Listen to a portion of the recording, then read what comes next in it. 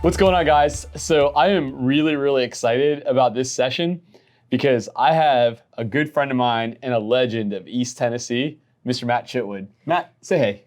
Hey guys, glad to be here. So just so you guys know, is I drink water. In order to do this interview, Matt needed an old fashioned. Well, you were paying. I was paying. That's okay though.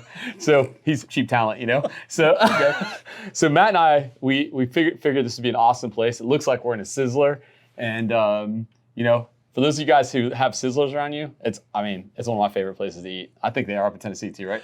I can't tell you the last time I actually saw a Sizzler, Seth.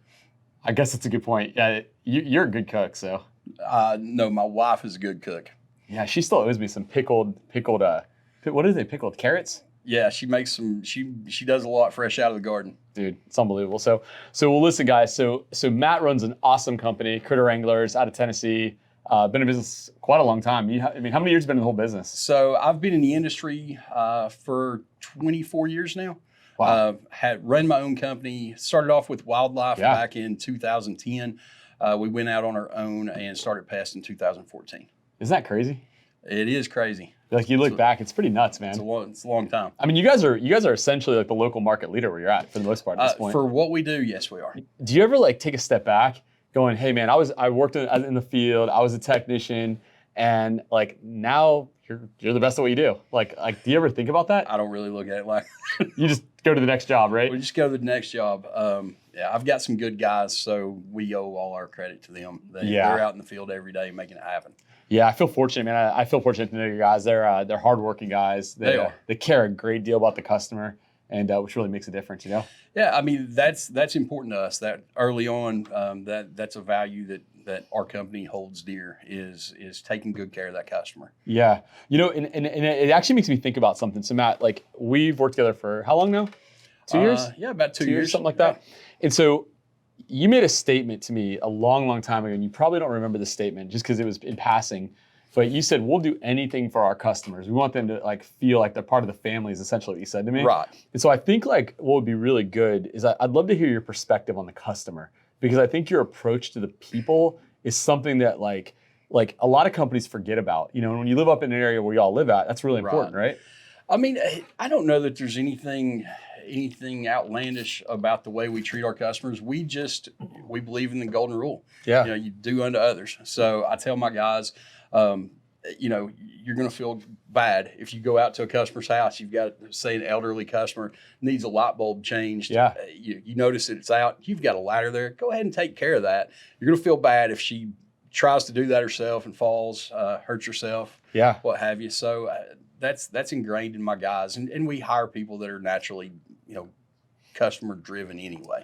Yeah, it's pretty interesting. I remember. So when and I'll share a little bit about it. I won't get too much into your business, but I remember when we were going through conversions and started to build subscription models for you guys, right? We started that process.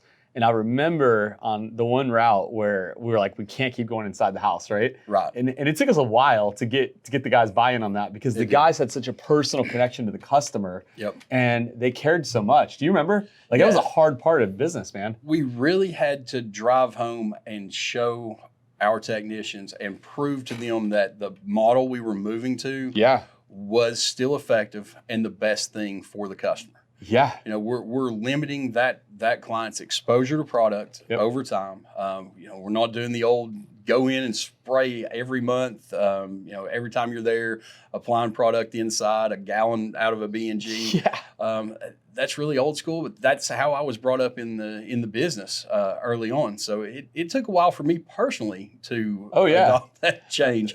But for my guys, I mean, I done a bad thing and ingraining that in them too. It took a long time to break those habits. I don't ever look at it as a bad thing. I look at it as the company thing, right? It's the way you were brought up. I mean, you're an ultra technical guy. I try to be. I mean, let's be honest, man. We're sitting in Nakoa right now. Right.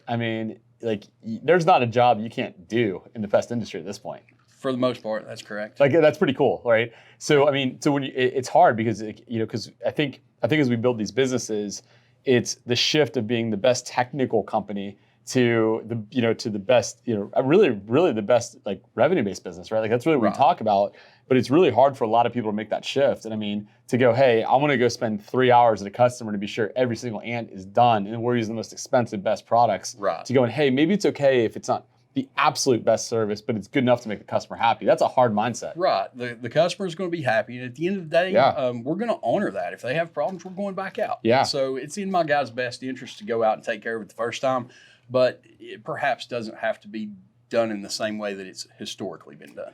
Yeah, it's pretty interesting, There's a lot of new products out there, and we can change and get better. It's interesting because there's about with the guys that I work with, there's probably 5 guys that I work with that are heads of companies like you, and they're super focused on the technical stuff, and they really know it. There's a lot of guys that know it, but there's a couple guys that are really focused, and it always relates to like, hey, if the product's going to work, you got to prove it to me. And I don't really care about proving the product, but the chemical reps have to prove it, right? Right. And you got good chemical reps that work with you. So we do, and then we do some in-house testing. Yeah. So, we test products in-house at times just to make sure that they're going to do what we claim they're going to do. Yeah, it's pretty amazing, isn't it? It is. And some products have shocked me. It's crazy. Like probably the eco-sensitive products, I think you were saying. Some of them, yeah. I mean, there are products out there that I would have looked at and kind of laughed at a couple of years ago, and now we use them because I know they work. So you take the spearmint oil, put it around the house, rub it in the beard. Do you do all that? No, I don't. Now I've got a guy that works for me that probably does that. You have you've got like I guess he's kind of like a metro country boy. Sure. Dude, he's gonna watch this and be like, I mean, I'm kind of scared of him, man. We won't call him up. Well, I guess we. Yeah, call him out. It's Derek. Derek, you look at that beard, buddy. You put that nice beard butter in there, put some mint oil, maybe 100%. maybe a little. He keeps a straightening comb between stops, I think. I don't know. Yeah, he makes the best videos too. He does. So I want to ask you another question. I think it'll be really beneficial to people watching this, right? And this is a tough question. You ready for it? I'm ready. You sure? I hope. All right. So here's my tough question. You did something that a lot of people really struggle with. You've done it really effectively. Okay. So one of the things you've done really effectively is you ended up moving to production-based pay, right? Correct. And so, but not only did you move there, but the guys actually like love it in your business. Yeah, we're collection-based pay. Collection-based pay. Yep. So like, let's talk about that for a second, because a lot of times technicians don't love it. You guys actually like it. Like, I mean, you guys are making money doing it. Well, if you're good at what you do, yeah, and you're efficient with your time, yeah, then my guys, they love it because they can earn a living. Yeah. There's a lot of guys out there dropping in the industry saying they don't make enough. It's on my guys to go out and earn it. Yeah. So I mean, how do you communicate that to them though? Like if I'm sitting here, I'm a new technician coming in the door. I sit down to come to work for your company. Like, how do you make me feel comfortable about that? Because I mean, your approach is good, man. Like I know your approach, and honestly, I think the authenticity to it is incredible, man. So honestly, the way I get buy-in with a new technician when we onboard somebody, when we come in, if you were interviewing with my company, we would probably sit down like this out somewhere. Yep. And I would have a couple of my other techs come, and I would let them explain it as guys who've worked for me for however long, or maybe even a new guy that's only been with me for 6 months that can say, hey, I worked in the industry before. I worked under this pay scale, and this is why I like this. So that coming from me maybe doesn't mean near as much as it does from my techs that are already bought in. Yeah, it's funny because I didn't know that, and I didn't know you went through that process. And, okay. Yeah, we usually do 3 interviews before we hire, and then we do a long training process. It's interesting you say that, because like when we recruit for other companies, or we have other companies that are hiring like different positions, whether it's technicians or salespeople or whatever it may be. Sure. Like we've actually embedded that kind of a concept into companies where we go say, hey, listen, we're talking about someone's career. It's a way they're going to take care of their family. Yeah, it's and you know what? And go freaking share a meal with these guys and like get to know them. And a lot of people don't want to do it. They just want to run through a formal process. And I mean, you arguably have. Because I know the guys, like you arguably have like a really specific Critter Wranglers culture. I mean, you really do.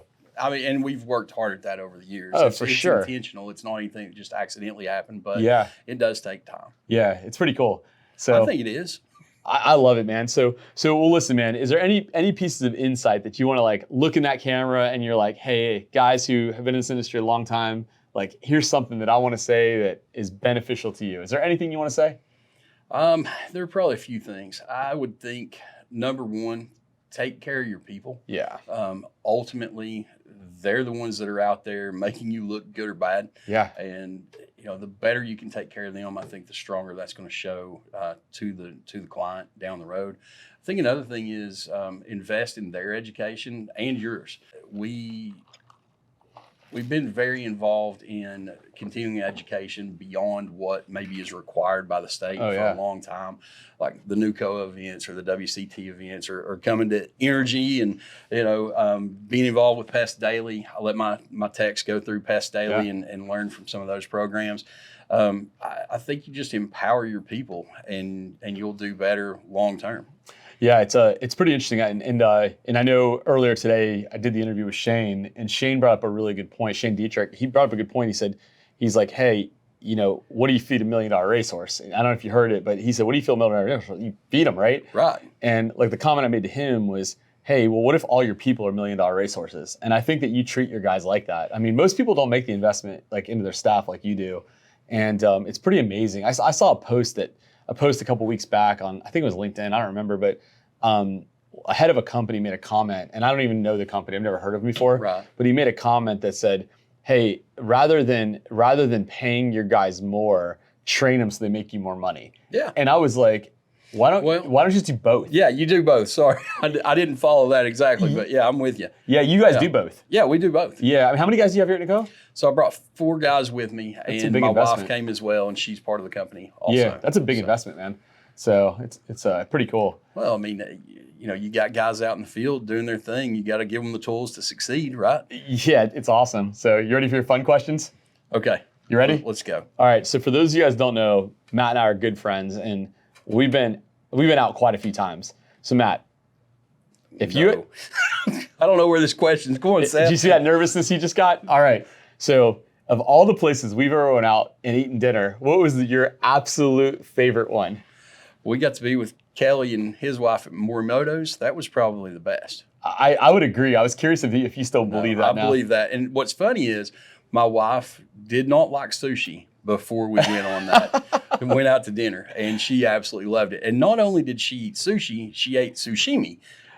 Yeah. I mean, we argued. I thought about it. We arguably went to like one of the top places in the country. Right. And with somebody that doesn't eat sushi. And she ate so much sushi that night. Oh, she did. It was hilarious. So, I mean, it's kind of hard to get sushi in Tennessee, though.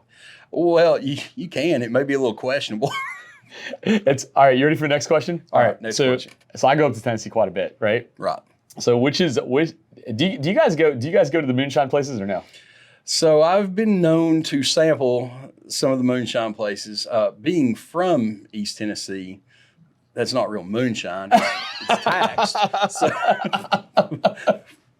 it's okay though. So when I go up there, so do you have a favorite spot up there in Gatlinburg? Because I mean, I'm up there all the time. I mean, I haven't been up there. Is there a place that's your favorite one? There's a few places. So the Greenbrier's good. Greenbrier's good. Yeah, and the Peddler Steakhouse is really good. And yeah. Then, if you're going for the moonshine distillery or moonshine places up there, I'd probably say everybody likes Old Smoky, but I think Sugar One's better.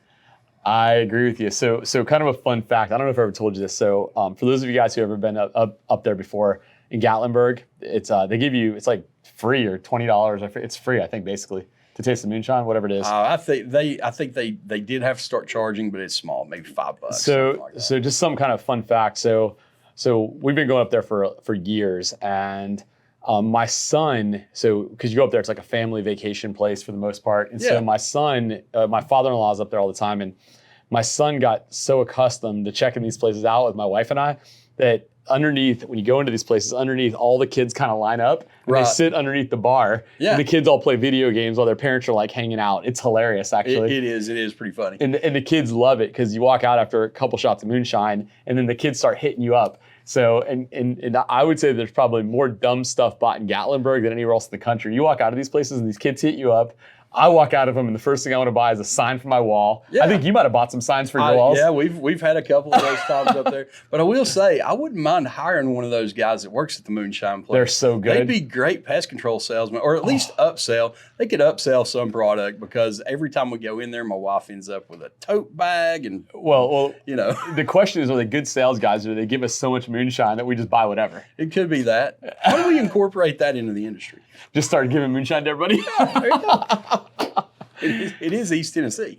I mean, it would be fun. It'd be fun. So, well, man, I appreciate you coming out today. I think the audience that's watching this session is going to love it. And, and all you guys that are thinking about opening in East Tennessee, it's a terrible market. Y'all shouldn't go there. And, it's just a terrible market, Matt. Oh, yeah. And people should avoid East Tennessee. Maybe. I don't know. No, I'm good. Well, y'all have a great day. Thanks for all watching the session today. And, Matt, I appreciate you taking the time to come out here and do this, man. Absolutely, man. Appreciate you. Yeah, thanks, man.